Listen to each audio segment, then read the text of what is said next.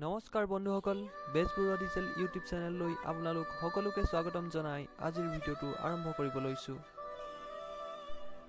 আজিৰ ভিডিঅ'টোৰ মূল বিষয়বস্তু হৈছে common rail direct injection system, মানে ইঞ্জিনে কমন ৰেলৰ সহায়ত কেনেকৈ কাম কৰে।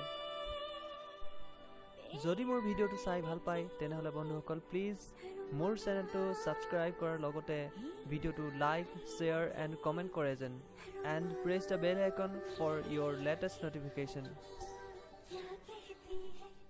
চাওক, যেতিয়া এটা ইঞ্জিন ষ্টাৰ্ট হ'বলৈ ফুয়েলৰ প্ৰয়োজন হয় তেতিয়াই ফুয়েল সাপ্লাইৰ পৰিমাণৰ কথা আহি পৰে। এই ফুয়েলসমূহ ইঞ্জিনটোক সঠিক পৰিমাণে আৰু সঠিক সময়ত যোগান ধৰাই হৈছে এটা ইঞ্জিনৰ ফুয়েল সিস্টেম। এই ফুয়েল সিস্টেমৰ এটা ভাগ হৈছে CRDi অৰ্থাৎ কমন ৰেল ডাইৰেক্ট ইনজেকচন। অৰ্থাৎ ক'ব পাৰি যে এডাল ৰেলৰ সহায়ত ইঞ্জিনক ফুয়েল যোগান ধৰা। এই ভিডিঅ'টোৰ শেষৰ ফালে আপুনি দেখিব পাব কমন ৰেলে ইনজেক্টৰলৈ ফুয়েল সাপ্লাই কেনেকৈ দিয়ে।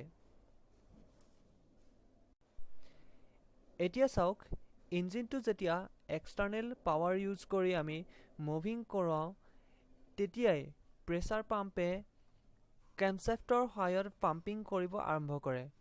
ফুয়েলসমূহ পাম্পটোৱে বহুত জোৰত পাম্পিং কৰি কমন ৰেলৰ দিশত ঠেলি পঠায় আৰু কমন ৰেলে ECU মানে ইলেক্ট্ৰনিক কণ্ট্ৰল ইউনিটৰ কামান পালেই নিৰ্দিষ্ট এটা ইনজেক্টৰলৈ এৰি দিয়ে আৰু ইনজেক্টৰটোৱেও ECUৰ কামান পালেই ফুয়েলসমূহ চিলিণ্ডাৰৰ ভিতৰলৈ ইনজেক্ট কৰে আৰু লগে লগে ব্লাষ্ট হৈ যায়।